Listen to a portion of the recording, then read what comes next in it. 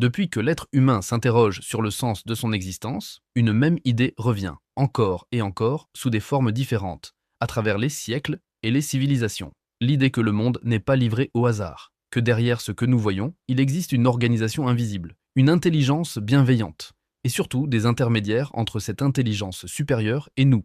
Ces intermédiaires, nous les avons appelés anges. Et si ce type de réflexion vous touche, si vous aimez prendre le temps de comprendre les grandes questions spirituelles avec calme et profondeur, je vous invite dès maintenant à vous abonner à la Maison du Bonheur. C'est la meilleure manière de soutenir ce travail et de ne manquer aucun de ces voyages intérieurs que nous partageons ici. Avant d'être représentés avec des ailes, avant d'être nommés dans des textes sacrés, les anges ont d'abord été pensés comme des fonctions, non pas des personnages, mais des rôles. Des présences chargées d'agir là où le divin ne se montre pas directement. Des forces discrètes, mais essentielles, dont la mission est de transmettre, de protéger, d'accompagner et de maintenir l'équilibre. Aux origines de l'humanité, bien avant les religions organisées, le monde était perçu comme vivant. Les éléments semblaient animés d'une intention. Les événements n'étaient jamais totalement absurdes. Entre l'humain et les forces supérieures, il existait toujours une médiation. Des esprits protecteurs, des guides invisibles, des messagers du sacré. Leur rôle n'était pas d'imposer, mais de relier. Pas de diriger, mais de soutenir. Chez les peuples chamaniques, ces esprits accompagnaient les naissances, les maladies, les passages, les morts. Ils veillaient à l'équilibre entre les mondes. Ils protégeaient la communauté. Et déjà, sans le savoir, l'humanité décrivait ce que nous appelons aujourd'hui des missions angéliques. Si ce genre de contenu vous apaise, si vous sentez que ces récits anciens vous font du bien, prenez simplement une seconde pour laisser un j'aime sous cette vidéo. C'est un geste simple, mais il aide énormément la Maison du Bonheur à continuer à proposer ces formats longs et profonds. À mesure que les civilisations se sont structurées, ces missions invisibles se sont précisées. En Mésopotamie, les dieux gouvernent, mais délèguent dans leurs actions à des entités intermédiaires. Les Apkallu, sages envoyés par le ciel, transmettent le savoir, protègent les humains et maintiennent l'ordre. La mission angélique devient alors claire, faire le lien entre le monde divin et le monde humain. En Égypte ancienne, une autre fonction essentielle apparaît. Les forces intermédiaires accompagnent l'âme. L'au-delà n'est pas une rupture brutale, mais un chemin guidé. Des présences lumineuses protègent l'âme, l'aident à franchir les étapes, l'accompagnent dans les moments où elle est la plus vulnérable. L'ange devient alors le gardien des passages, celui qui veille quand tout change. Si vous découvrez ces traditions ou si elles résonnent particulièrement en vous, n'hésitez pas à partager cette vidéo. Peut-être qu'elle apportera aussi un peu de calme ou de sens à quelqu'un d'autre aujourd'hui. Avec la Perse ancienne et le zoroastrisme, la mission des anges prend une dimension encore plus vaste. Les forces de lumière ne protègent plus seulement les individus, elles protègent l'ordre du monde. Elles incarnent la vérité, la justice, l'équilibre, la bonté. Leur rôle est cosmique. Elles empêchent le chaos de l'emporter.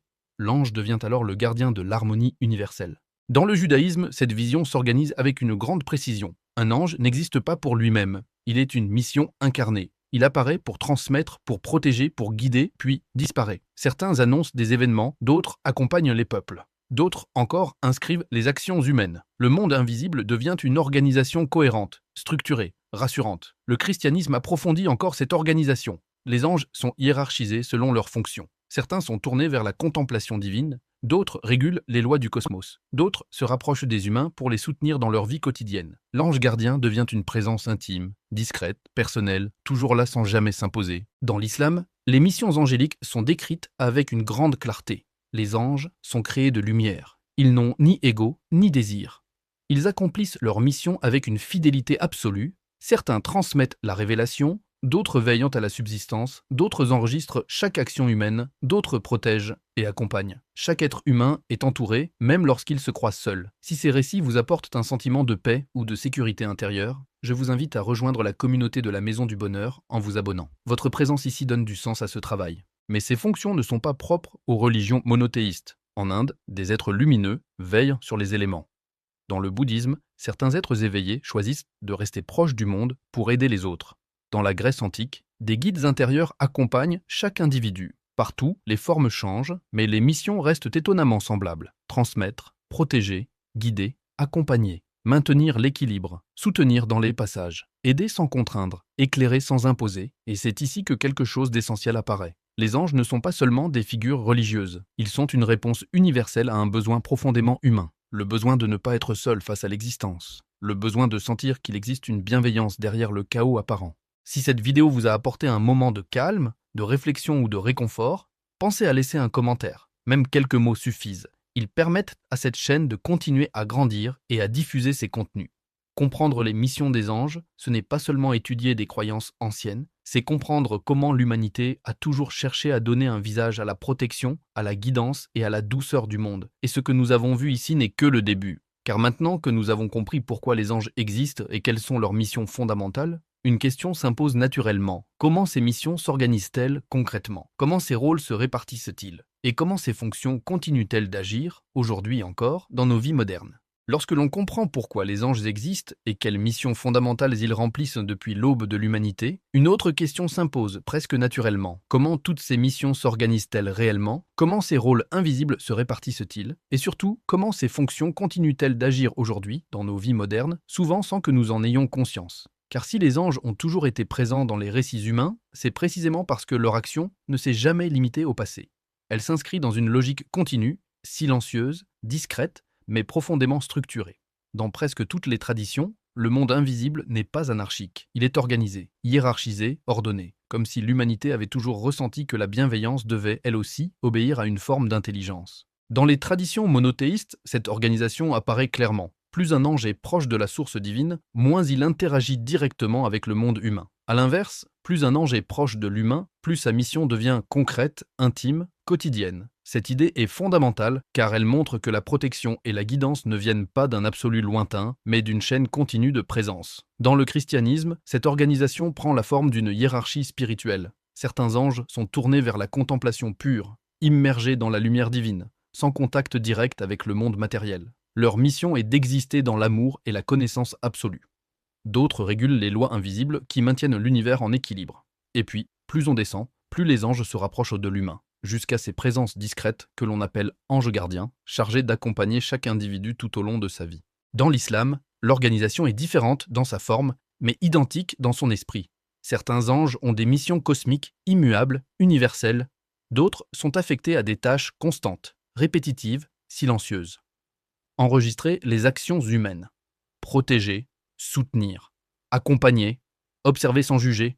Leur présence est permanente, continue, fidèle.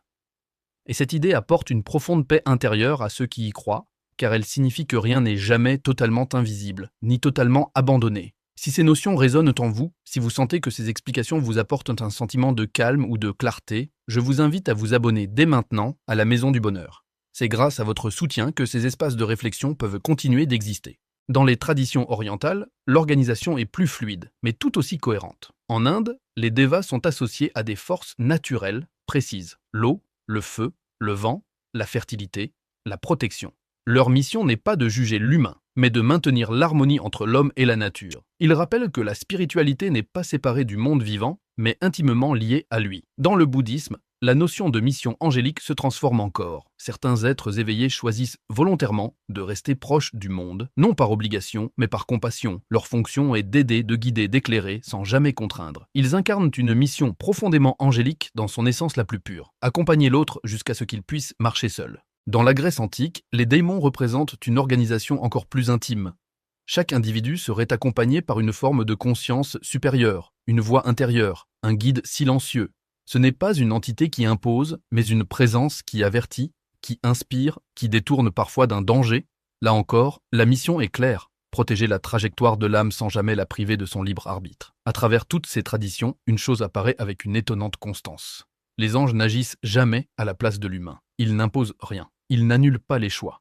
Leur mission n'est pas de contrôler, mais de soutenir. Ils éclairent les chemins, mais ne les empruntent pas pour nous. Ils ouvrent des portes, mais ne forcent jamais à les franchir. C'est peut-être là l'aspect le plus important de leur fonction.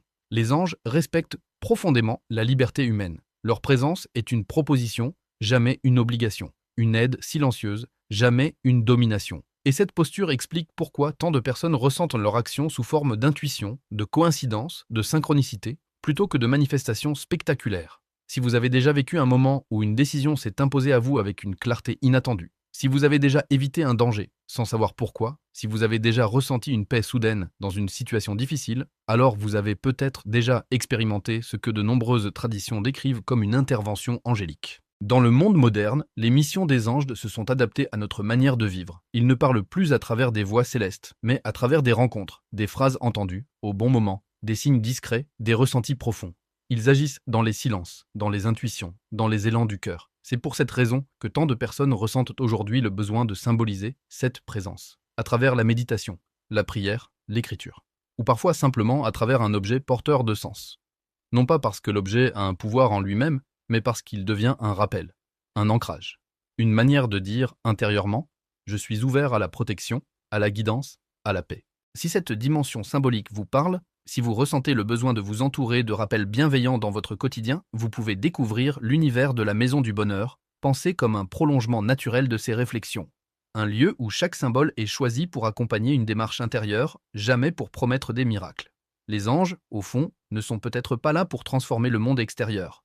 Leur mission la plus profonde est sans doute de transformer notre regard, de nous rappeler que même dans l'incertitude, une forme d'ordre existe, que même dans le chaos apparent, une bienveillance silencieuse continue d'agir. Si cette vidéo vous a apporté un moment de calme, de compréhension ou simplement une pause dans votre journée, pensez à laisser un commentaire, à la partager ou à la soutenir par un simple geste. Votre présence ici est ce qui donne vie à la Maison du Bonheur. Et souvenez-vous de ceci.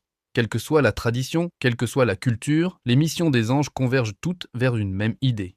Vous n'êtes jamais seul. Il existe toujours une force qui accompagne, qui soutient, qui protège, même lorsqu'elle est invisible. Merci d'avoir pris ce temps, merci d'avoir écouté, et surtout, prenez soin de vous.